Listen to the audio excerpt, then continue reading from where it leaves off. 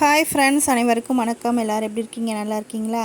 இன்றைக்கி ஒரு get ready with my daughter பார்க்கலாமா? இன்றைக்கி வந்து ஸ்கூலுக்கு வந்து கலர் ட்ரெஸ் போட்டு வர சொல்லியிருக்காங்களாம். அதனால் வந்து நைட்டு ஒரு 10 மணிக்கு மேலே தான் எனக்கு வந்து மெசேஜ் வந்துச்சு.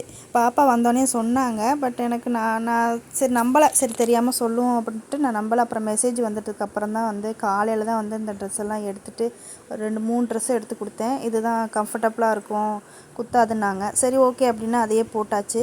அது என்னமோ அமைஞ்சது எல்லாமே வந்து பிங்க்காகவே அமைஞ்சிருச்சு. இன்றைக்கி வாட்சிலேருந்து வளையல்லேருந்து எல்லாமே ஆல்ரெடி முன்னாடியே நாளே எடுத்து வச்சோன்னாலே வந்து சரியாக அமையாது. போகிற நேரத்தில் ஏதாவது சொதப்பிடும்.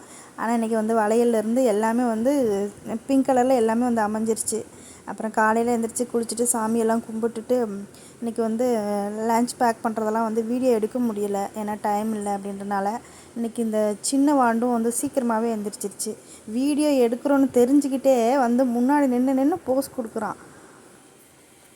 பாப்பாவுக்கு ஸ்கூலுக்கு வந்து பருப்பு சாதமும் வந்து வெண்டைக்காய் பொரியல், அப்புறம் வந்து ஃப்ரூட்ஸு, கொய்யாப்பழம் இந்த மாதிரிக்கெல்லாம் கொடுத்து விட்டு அதெல்லாம் பேக் பண்ணிவிட்டு அதுக்கப்புறம் நான் வந்து லேட் ஆகிடுச்சு இன்றைக்கி. அதனால் வந்து ரெடி பண்ண ஆரம்பிச்சிட்டேன். இன்றைக்கி சிம்பிளாக தான் அப்படியே ட்ரெஸ்ஸை போட்டு இந்த வாட்சு, வளையல், பாசி அதெல்லாம் போட்டு பவுடர் அடிச்சுட்டு தோடுலாம் எதுவும் போடலை. 8:30 to 8:40 ஸ்கூலில் இருக்கணும். ஆனால் வீட்டிலையே வந்து 8:40 தான் கிளம்புவாங்க. அது எப்போவுமே வந்து அது இது ஏன்னா வந்து யூகேஜி தானே, எல்கேஜி யூகேஜிலாம் வந்து அவங்க 9 மணிக்கு தான் வந்து ப்ரேயரே ஸ்டார்ட் பண்ணுறாங்க. அதனால் வந்து 8:40 தான் வீட்டிலேருந்தே கிளம்புறது. இந்த ட்ரெஸ் வந்து 5th பர்த்டேக்கு எடுத்தது. இன்றைக்கி எடுக்கும்போது பார்க்க ரொம்ப பெருசாக இருந்துச்சு. என்னடா அது இவ்வளோ பெருசாக இருக்குன்னு.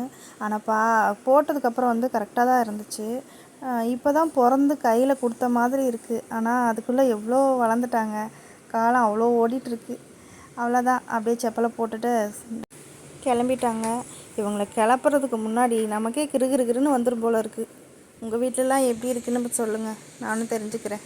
நானும் கொஞ்சம் ஆறுதல் ஆகிக்கிறேன். இதை காட்டியே ஆகணும்.